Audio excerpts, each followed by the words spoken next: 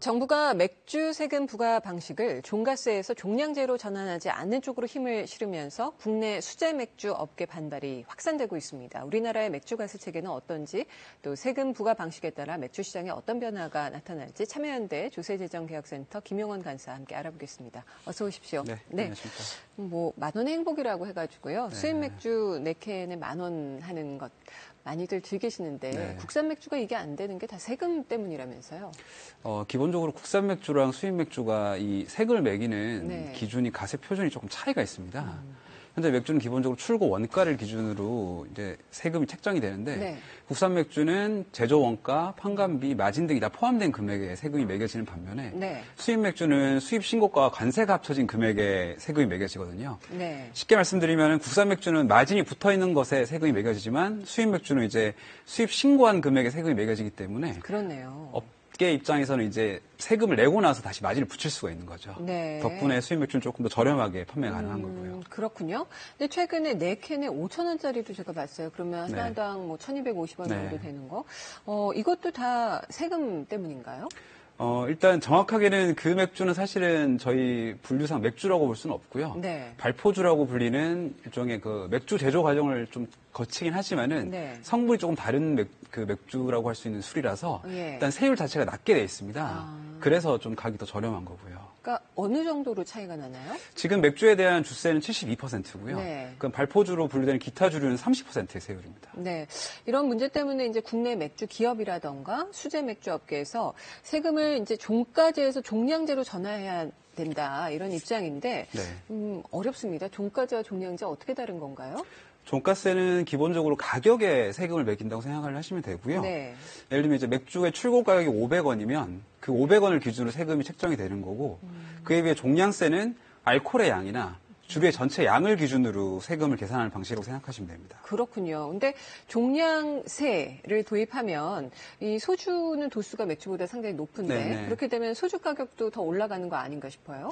사실 이번에 종량세 전환 검토 시에는 맥주만 검토 대상이었기 때문에 네. 구체적인 내용은 없습니다만은 예전에 한번 관련해서 검토했던 결과를 보면은 네. 2014년 기준으로 소주 같은 경우는 종량세로 전환 시 130원 정도 세금이 올라가는 걸로 나와 있습니다. 네. 기존 대비해서 약 10% 정도 세금이 오르는 거죠. 네.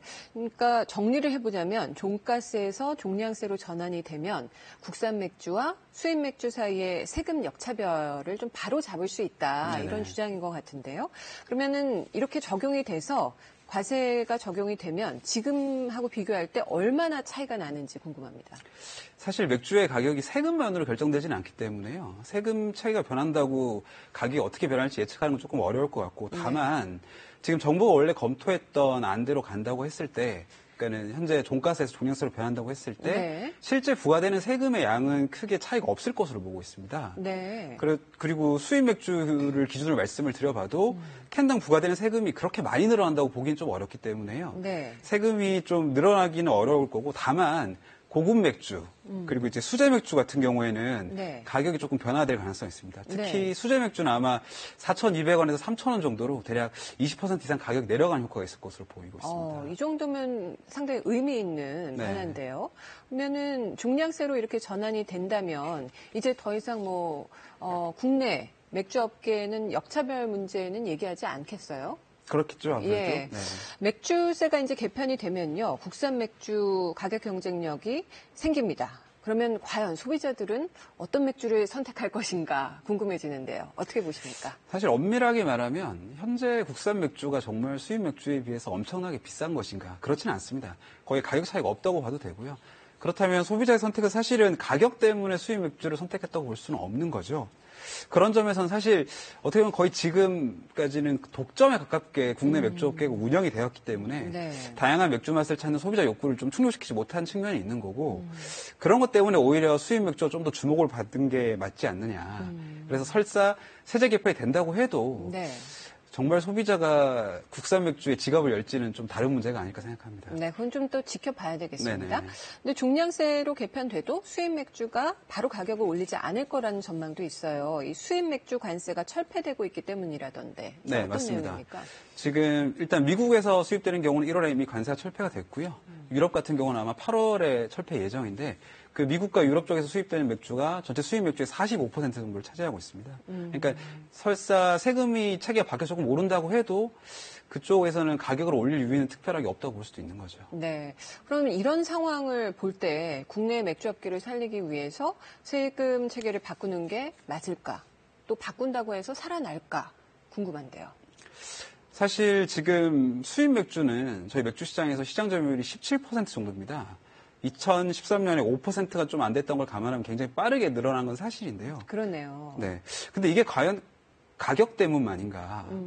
아까도 말씀드렸지만은 지금 국산 맥주 선택하지 않는 건 소비자들이 선택을 하고 있는 거거든요, 사실은. 네. 다만, 근데 지금 세제 자체는 사실 국산 맥주가 조금 수입 맥주에 비해서 불합리하다고 볼 수 있는 여지는 충분히 있습니다. 네. 그런 점에서 만약에 개편이 된다면 더 이상 이제 거기에 대한 문제 제기는 할 수가 없겠죠. 네.